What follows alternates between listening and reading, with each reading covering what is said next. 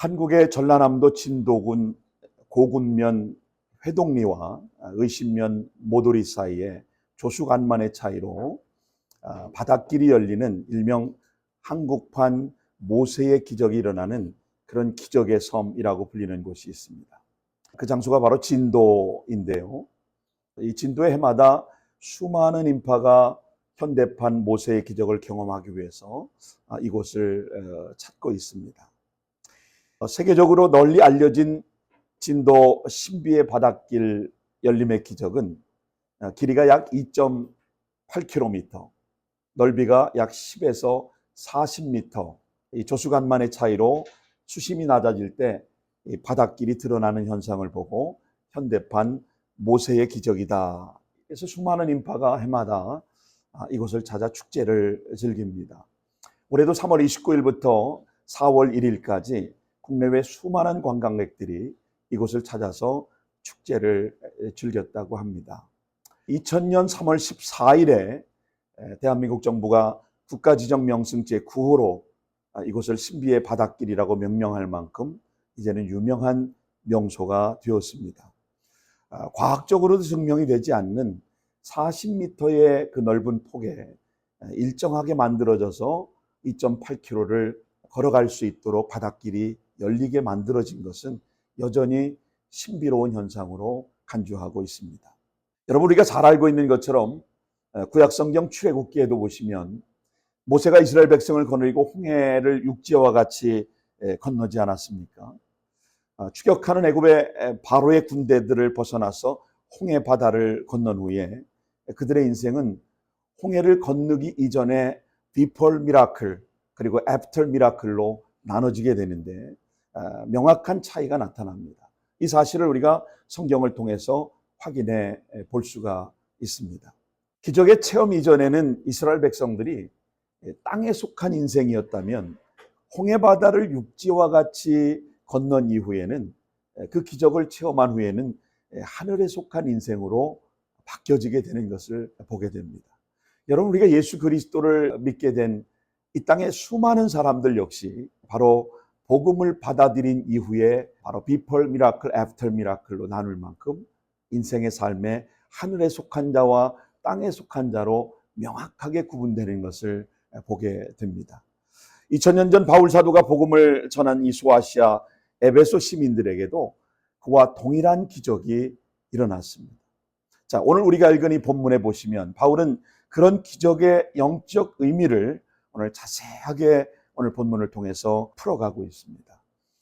여기 우리는 땅에 속한 인생과 하늘에 속한 인생의 현저한 차이를 우리는 확인해 보게 됩니다. 땅에 속한 인생, 하늘에 속한 인생, 어떤 차이가 있을까요? 첫째는 땅에 속한 인생의 모습을 오늘 본문의 1절로 3절을 통해서 한번 생각해 보겠습니다. 바울 사도가 땅에 속한 인생을 영적으로 죽은 자다. 그래서 the spiritual dead, 영적으로 죽은 자다 이렇게 표현을 합니다. 영적으로 죽었다고 하는 의미를 좀 더 쉽게 이해하기 위해서 영어의 몇 가지 번역본들을 찾아보다가 ESV에 이렇게 설명되어 있는 것을 봅니다. And you were, 너희는 뭐뭇이었다.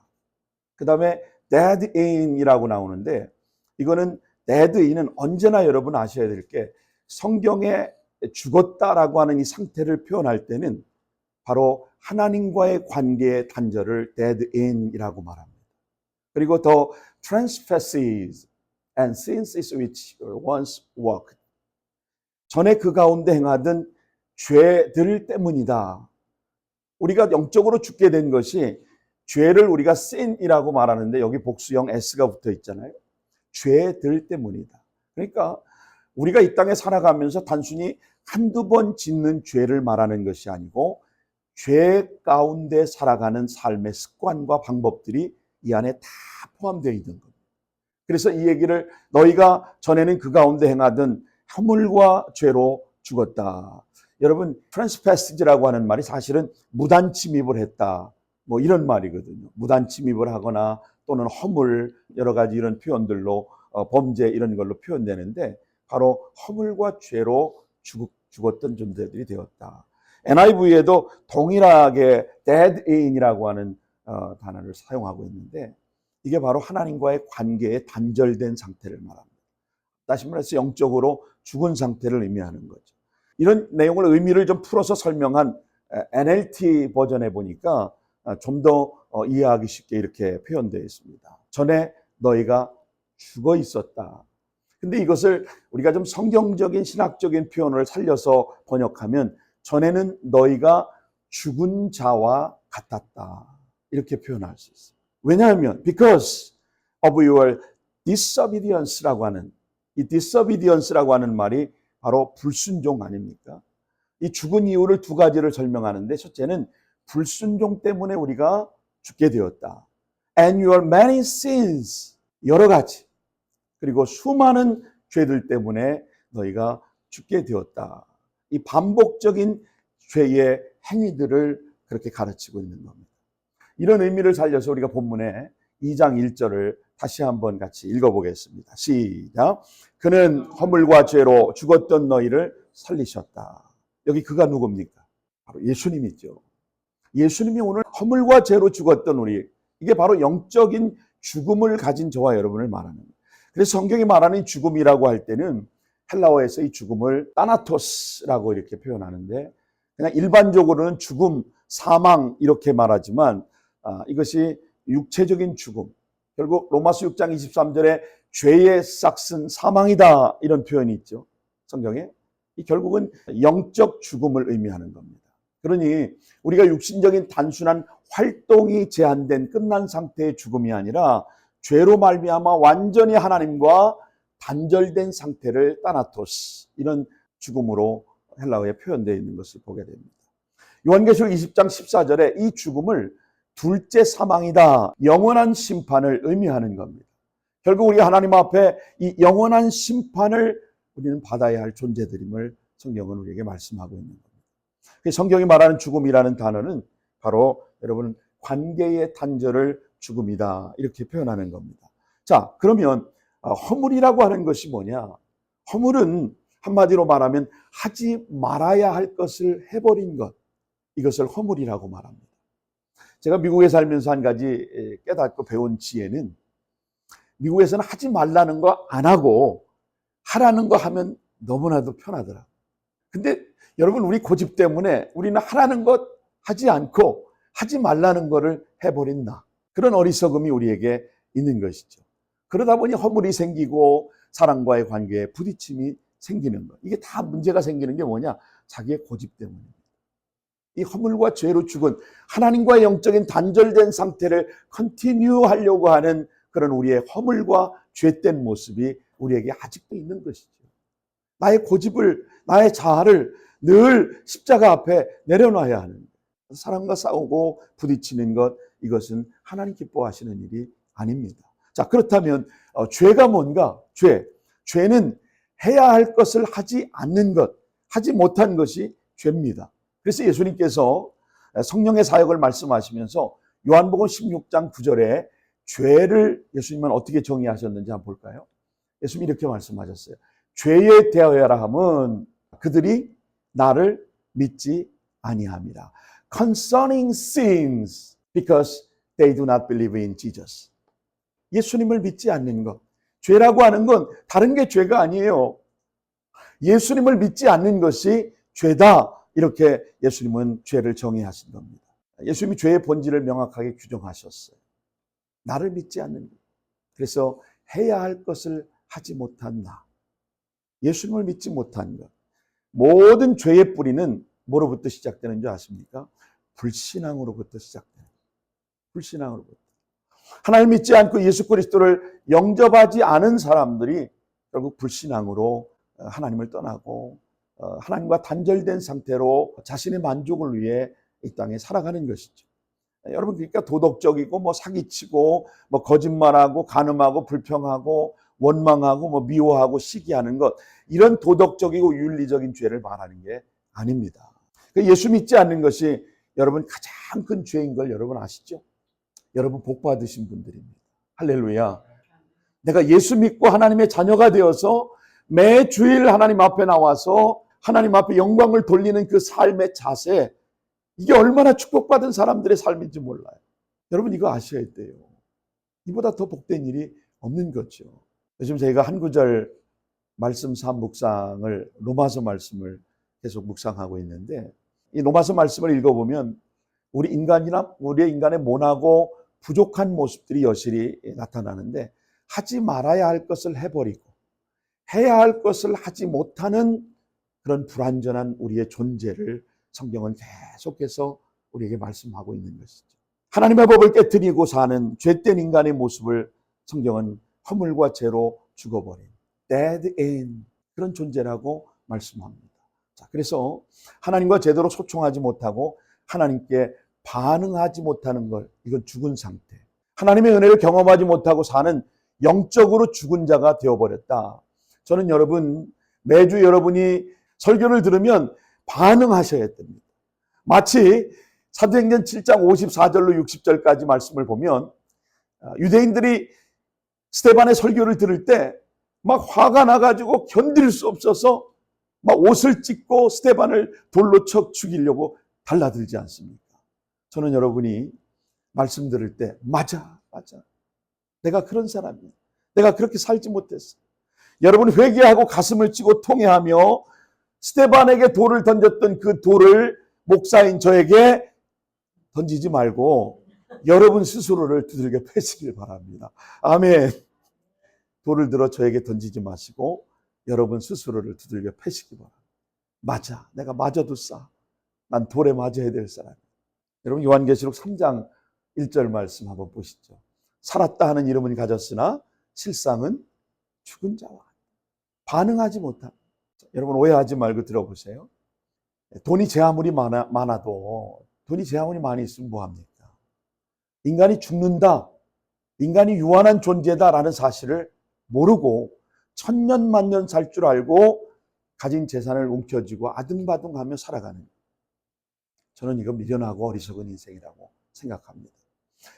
성경의 표현대로 말하면 곡간을 더 크게 넓히자. 곡간을 키우자.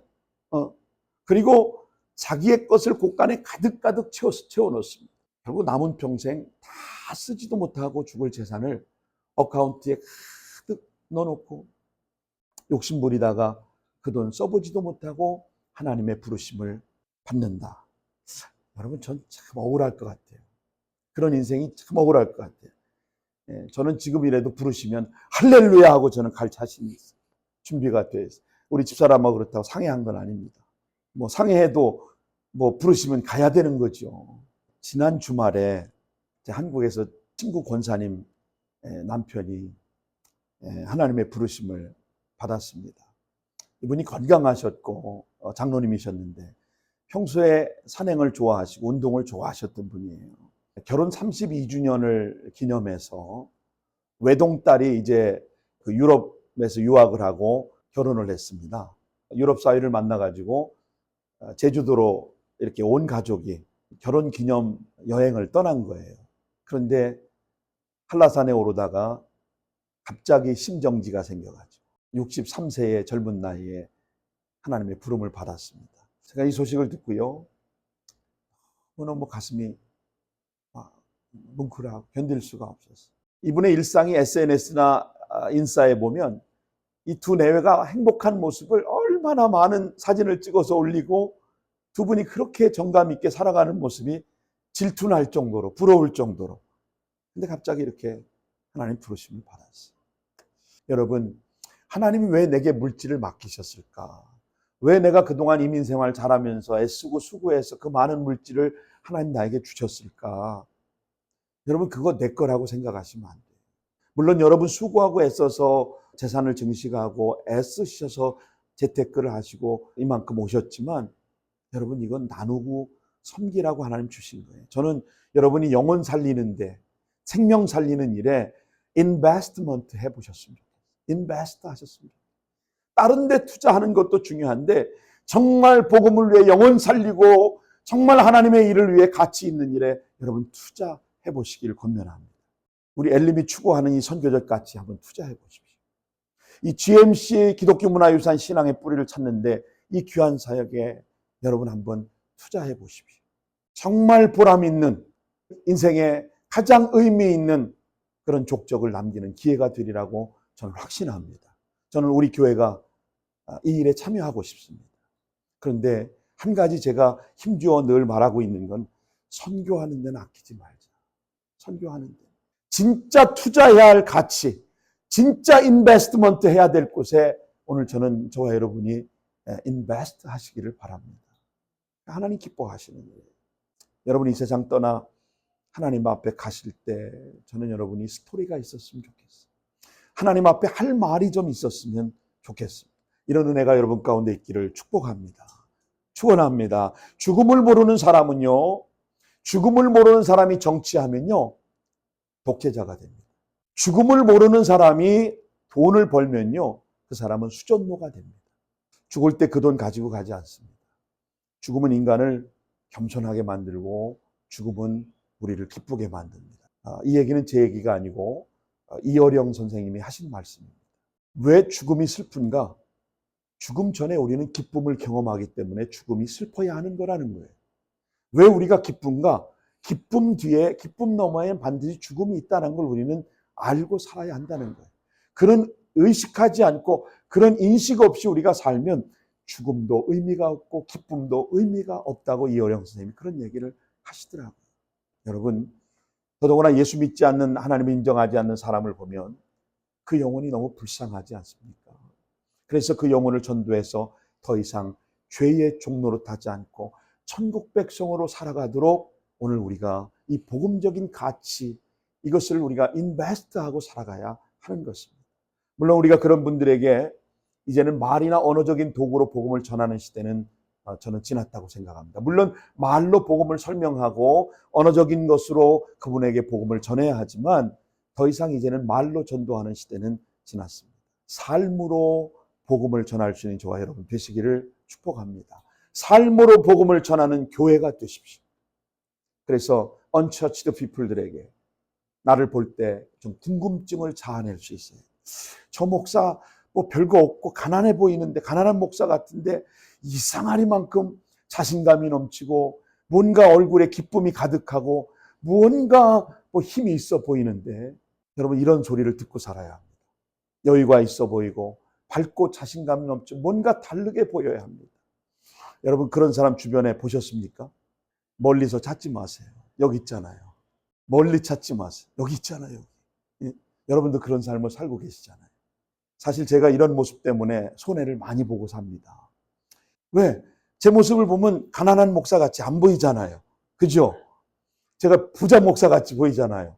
그리고 막 이런 자신감 충만한 모습 때문에 저를 처음 보는 분들은 대부분 오해하는 분들도 계세요. 그런데 여러분 좀 손해보는 것 같지만 괜찮습니다. 누가 나를 도와주지 않아도 여러분 제 모습 속에서 그런 모습이 보여진다. 저는 하나님으로 충만한 모습을 그렇게 살아가는 게 전 좋습니다. 바울 사도가 한 걸음 더 나가서 허물과 죄로 죽은 이런 인생을 세 가지의 지배를 받으며 산다고 성경에 오늘 말씀합니다. 그 세 가지의 지배받으며 사는 인생이 뭔지 아십니까? 첫째는 세상, 두 번째는 마귀, 세 번째는 육체의 지배를 받고 산다고 합니다. 세상은 우리를 둘러싸고 우리에게 세속적인 영향을 끼치고 있는데 마귀는 영적 존재이기 때문에 위로부터 영적 존재를 거느리고 호시탐탐 우는 사자와 같이 오늘 우리를 공격하고 사탄은 우는 사자와 같이 삼킬 자를 두루 찾는 거예요. 좀 주님 뜻대로 살아보려고 하는데 말씀대로 살아보려고 하는데 내버려 두질 않아요.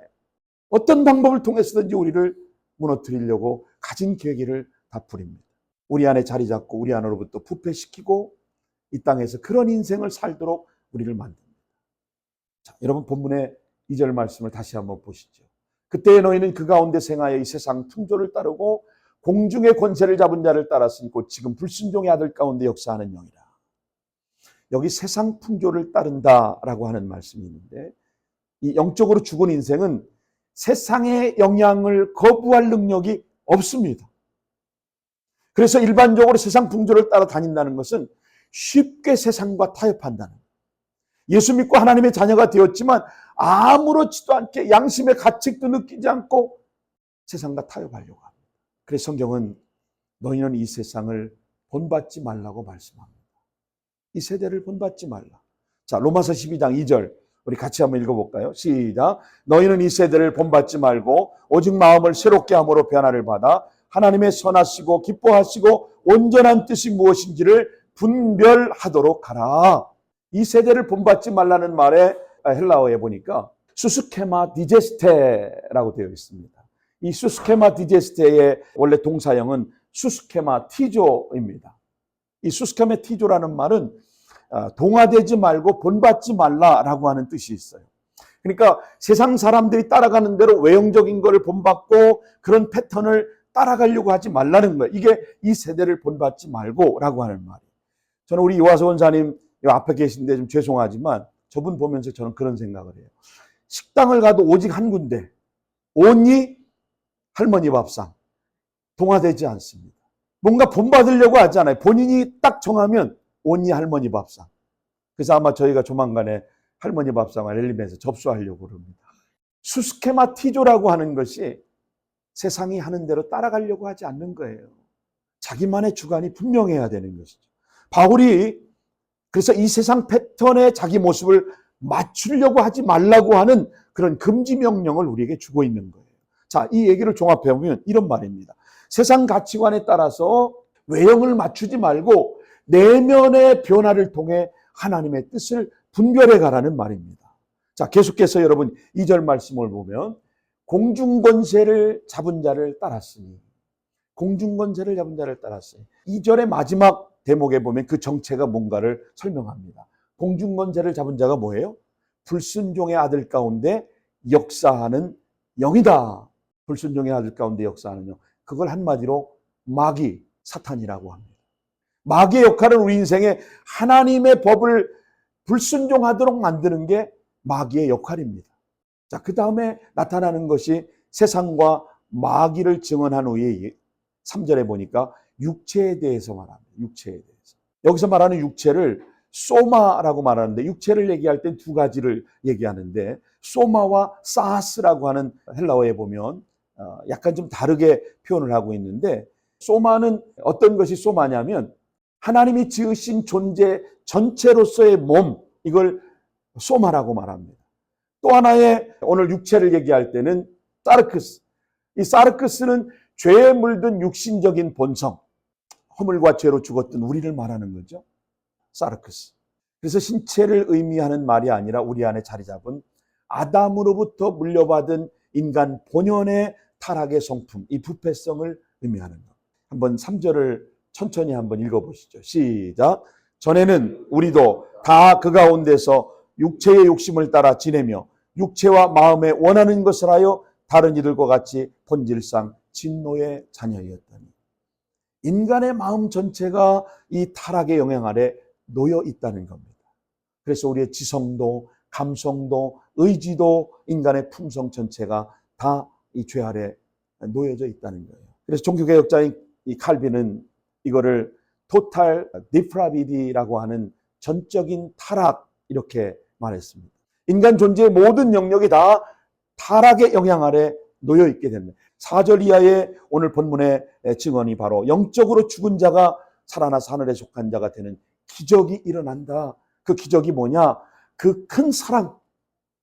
하나님 아버지께서 예수 그리스도를 이 땅에 보내셔서 나 같은 죄인을 구원하시려고 십자가에 못 박혀 죽어주신 그 사랑, 그것보다 더 큰 사랑은 없다는 겁니다. 긍휼이 풍성하신 하나님이 우리를 사랑하신 그 큰 사랑, 저는 여러분 이것이 하늘에 속한 자가 되는 기적인 줄로 믿으시기 바랍니다. 여러분 철학도 심리학도 해결할 수 없었던 일을 예수 그리스도의 복음만이 가능하게 했다는 겁니다. 자, 두 번째로 땅에 속한 인생의 모습은 어떤 모습일까요? 오늘 본문의 4절부터 7절까지 모습을 우리 같이 한번 보겠습니다. 이 4절 말씀에 보시면 긍휼이 풍성하신 하나님이 우리를 사랑하신 그 큰 사랑을 인하여 그랬는데, 우리 한글 개역 성경에 한 가지 빠진 단어가 있습니다. 헬라어에서 대라고 하는 영어의 그러나가 빠졌습니다. but. 그래서 3절과 4절을 우리가 연결해서 읽을 때 한글 성경에는 바로 그러나가 빠져 있기 때문에 전에는 우리도 다 그 가운데 우리 육체의 욕심을 따라 지내며 육체와 마음에 원하는 것을 하여 다른 이들과 같이 본질상 진노의 자녀이었더니 그러나 그리고 긍휼이 풍성한 하나님이 우리를 사랑하신 그 큰 사랑을 인하여, 이 접속사가 굉장히 중요한 의미가 담겨져 있는데 한글 성경에는 이 내용이 빠져 있습니다. 헬라어 원문에는 the라고 하는 말이 명확하게 들어 있습니다. 영어 성경에도 but, however 이런 단어가 반드시 표기되어 있습니다. 허물과 죄로 죽었던 우리를, 그러나 하나님이 우리를 그 큰 사랑으로 예수님의 십자가의 그 사건으로 오늘 우리를 영적인 하늘에 속한 기적의 주인공으로 우리를 만들어 주셨다는 거예요. 이게 여러분 복음이에요. 이 복음이 선포되지 않으면 안 돼요. 그래서 복음은 하나님의 긍휼과 함께 시작하게 되는 겁니다. 자, 5절과 7절 말씀을 읽어보면 여기에 몇 가지 단어들이 나오는데 은혜라고 하는 단어, 그 다음에 자비라고 하는 단어, 이런 것들이 나오는데, 자, 앞에 두 가지를 살펴보면서 긍휼과 사랑과 은혜와 자비라고 하는 부분들이 어떤 의미를 갖고 있는지 한번 살펴보겠습니다. 긍휼을 우리가 멀시라고 말하죠. 그 다음에 사랑이 나옵니다. 여기서 사랑은 러브가 아니에요. 아가페입니다. 하나님에 대한 사랑을 아가페라고 하는 거죠. 그 다음에 그레이스, 마지막은 자비입니다. 여러분, 긍휼이 뭡니까? 저주받아 마땅한 자를 불쌍히 여겨 저주를 중단시켜주는 것이 긍휼입니다. Have mercy. 두 번째는 사랑입니다. 단순한 감정이 아니라 의지적이고 헌신적인 사랑. 이거는 하나님의 사랑밖에 없습니다. 그 사랑을 어머니의 사랑을 통해서 이 땅 가운데 우리에게 가르쳐 주신 거예요. 자격 없는 자, 심지어 저주받아 마땅한 자에게 유익을 주려는 적극적인 아가페 하나님의 사랑. 세 번째는 사랑받을 자격이 없는 자에게 하나님이 베풀어 주시는 최선의 호의가 바로 은혜입니다. 마지막은 자비입니다. 이 자비는 그런 사랑을 받을 자격 없는 인간에게 하나님이 구체적인 호의를 베풀어 주시는 것. 이런 하나님의 긍휼, 하나님의 사랑, 하나님의 은혜, 하나님의 자비, 이것이 어떤 일이 일어났습니까? 이걸 통해 우리는 세 가지의 기적을 경험하게 된 겁니다. 첫째는 우리가 그리스도와 함께 살아난 겁니다. 예수 그리스도를 믿으면 오늘 우리도 하나님 아버지께서 그리스도의 부활을 경험하게 하신다고 말씀하는 겁니다. 두 번째는 우리를 함께 일으키심을 받는 자가 되었다는 겁니다. 세 번째는 하늘에 앉힌 바 되었다. 여러분, 하나님 앞에 가서 하나님 우편에, 하나님 좌편에 여러분이 당당하게 앉혀지시는 여러분 되시기를 축복합니다. 우리가 복음의 소식을 듣고 예수 그리스도를 영접하는 순간 우리는 그리스도의 새 생명을 선물로 받게 되는, 이것이 영적인 부활입니다. 자, 5절 말씀 같이 한번 읽습니다. 시작. 허물로 죽은 우리를 그리스도와 함께 살리셨고 너희는 은혜로 구원을 받은 것이나 그 어떤 것도 값으로 계산할 수 없어. 거저 받은 하나님의 은혜, 이걸 선물이라고 합니다. 이걸 우리가 돈 주고 살 수 없습니다. 우리가 아무리 교회 헌금을 많이 한들 이걸 얻을 수 있습니까? 천만의 말씀. 우리가 은혜 받고 구원받은 우리를 예수님이 죽은 자 가운데 부활하신 것처럼 오늘 저와 여러분이 새롭게 산 자가 된 것입니다. 철학과 도덕과 교양 같은 것은 이런 실존을 포장할 수는 있지만 결단코 우리에게 새 생명을 줄 수가 없는 겁니다. 오직 부활하신 그리스도의 생명만이 오늘 우리를 구원하고 하나님 우편에 앉게 해주시는 축복을 주시는 겁니다. 오늘 본문은 우리가 그리스도와 함께 살리심을 받았을 뿐 아니라 함께 일으키심을 받고 우리는 하나님 우편에 앉을 수 있는 존재가 되었다고 말합니다. 여러분, 죽은 나사로를 무덤에서 예수님께서 콜할 때 죽은 나사로가 배와 동이에 묶여가지고, 이게 우리로 말하면 염한 상태로, 그리고서 무덤 밖으로 나오는 거예요. 요한복음 11장 44절 보세요. 죽은 자가 수족을 배로 동인 채로, 배로 동였다는 것은 우리가 염한 그 상태를 말하는 거거든요. 얼굴을 수건에 쌓였더라. 예수께서 이르시되 풀어놓아 다니게 하라. 성부 하나님이 우주 만물을 통치하는 자리로 돌아가신 것처럼 하나님께로 하나님 아버지께로 우리가 그리스도와 함께 하늘에 앉히신 바 되었다는 실제적인 의미가 무슨 의미가 있습니까? 본래 처음 창조될 때는 우리가 땅에 충만하고 땅을 정복하고 땅을 다스리는 존재로 우리가 살았지 않습니까? 동물의 이름을 짓게 하고 아담으로 하여금 어서리티를 주었는데 하나님과 단절되고 하나님을 떠난 이후에는 그런 자격을 다 상실하고 말았다. 인간이 죄와 타락으로 이 통치 능력을 상실하고 오히려 우리로 세상에 다스림을 받게 된 거예요. 그래서 우리가 죄의 종로로 타며 이 세상에서 힘겨운 삶을 살 수밖에 없는 존재가 되었던 겁니다. 그래서 오늘 우리가 이 땅에 살지만 하늘에 속한 신령한 자로 땅을 다스리며 살아가는 이 놀라운 영적인 회복이 오늘 저와 여러분 가운데 예수 그리스도를 통해서 다시 회복되어지기를 축복합니다. 주와 함께 이제 저와 여러분은 왕노릇할 존재가 된 거예요. 여러분 옆에 분 보시면서 우리 같이 이렇게 한번 말씀해 주세요. 당신은 왕노릇할 뿐입니다. 시작. 당신은 왕노릇할 뿐입니다. 할렐루야, 할렐루야. 여러분은 왕노릇하며 사실 뿐입니다. 우리가 왕노릇하는 것은 어떤 거냐? 두 가지입니다. 섬김과 기도입니다. 섬김과 기도에 왕노릇하는 여러분 되시기 바랍니다. 섬김과 기도가 쉬운 것 같은데요. 사실은 말은 쉬운데 누군가를 섬기는 거 쉽지 않습니다. 그리고 누군가의 영혼을 위해서 기도하는 일, 그거 결코 쉽지 않습니다. 내가 기도해 줄게 이런 말 쉽게 하지만 쉽게 하면 안 됩니다. 여러분 섬김과 기도로 왕노릇하시는 요한복음 14장 12절 말씀 같이 한번 보시죠. 내가 진실로 진실로 너에게 이르노니 나를 믿는 자는 내가 하는 일도 그도 할 것이요 또한 그보다 큰 일도 하리니 이는 내가 아버지께로 감이라. 자, 여러분 우리가 예수님이 하셨던 일보다 큰 일을 할 수 있는 존재가 됐다는 거예요. 섬김과 기도의 큰 일을 저와 여러분이 감당할 수 있기를 바랍니다. 왜냐하면 그 죽으심과 승천으로 인하여 하나님 아버지와 우리가 연합되고 하나님 우편에 앉은 자가 되었기 때문에 그곳에서 만물을 통치하는 자로 앉게 해 주셨다는 거예요. 그래서 구체적으로 아직도 땅에 살고 있는 불완전하고 연약한 우리의 존재들이지만 주님처럼 어떻게 우리가 통치권을 행하며 살 수 있을까? 성경은 이렇게 말합니다. 너희가 내 이름으로 무엇을 구하든지 내가 행하리라. 너희가 지금까지는 아무것도 구하지 아니하였으나 구하라 받으리니 너희 기쁨이 충만하리라. 하나님이 우리에게 기도의 응답으로 충만한 기쁨을 주시겠다고 약속하는 겁니다. 여러분이 나라를 위해서 위정자를 위해 기도하면 나라가 변하고 위정자들이 바뀐다고 여러분 믿으십니까? 믿으셔야 합니다. 오늘 우리의 기도는 반드시 우리의 기도가 나라를 변화시키고 위정자들을 바꿀 수 있다는 걸 여러분 믿으셔야 해요. 그러니 우리가 나라를 위해서 위정자를 위해서 기도해야 할 사명이 있는데 저는 미국에 살면서 아이러니한 것이 왜 미국 시티즌십을 갖고 있는 어르신들이 왜 자꾸 대한민국 대통령을 왜 그렇게 욕을 하시는지 저는 이해가 갔다가도 안 가고 안 갔다가도 가고 그래요. 정치하는 지도자들 왜 그렇게 비난하고 욕하십니까? 대한민국하고 관계 있으세요? 시민권자들이?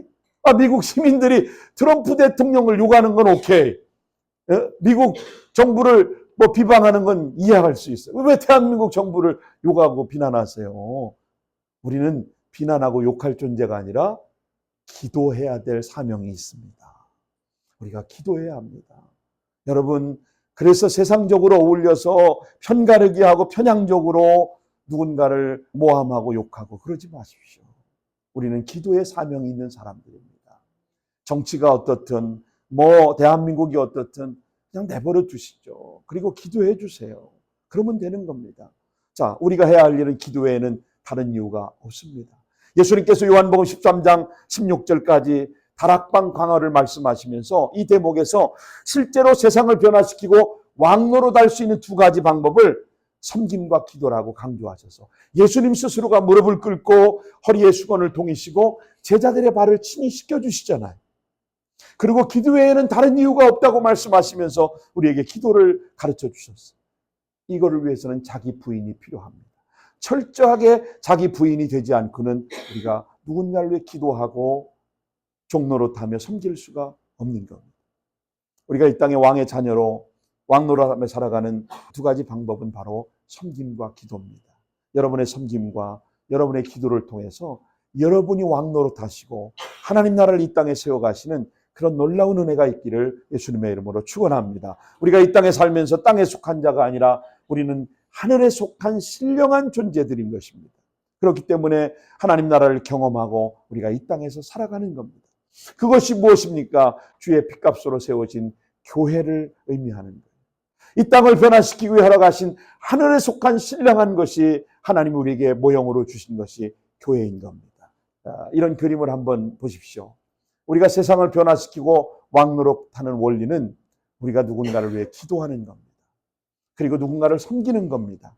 그럴 때 이 땅에 하나님 나라, 킹덤 오브 헤븐, 하나님 나라가 세워지는 거예요. 그러기 위해서 반드시 필요한 것이 자기 부인이 필요합니다. 내 스스로 부인하는 거, 자기 부인이 필요한 겁니다. 사도행전 20장 28절에 보니까 성경에 The church of the God which is obtained with his own blood, 하나님이 자기 피로 사신 교회, 이것이 하늘에 속한 우리, 하늘의 자녀답게 살기 위해 반드시 평생 배우고 실천해야 할 것이 섬김과 기도라고 말합니다. 여러분, 기도할 때마다 기억하십시오. 세상은 변화되고 있는 것입니다. 하늘에 속한 자, 이 땅에 사는 동안 우리가 해야 할 일은 바로 이 미션을 놓고 하나님 앞에 우리가 맡겨진 이 사명을 감당하시는 겁니다. 그럴 때 어떤 장애물도 극복하고 주의 몸된 교회를 세워갈 뿐만 아니라 여러분의 삶에 가치 있는 인생, 또 하나님이 이 땅에 우리를 남겨준 분명한 목적 있는 인생, 그런 인생을 살아가시게 될 줄로 믿습니다. 이런 은혜가 오늘 여러분 모두에게, 또 여러분 가정 가운데, 여러분 삶의 현장 가운데 충만히 하늘에 속한 신령한 은혜가 임하게 되시기를 예수님의 이름으로 축원합니다. 기도하겠습니다.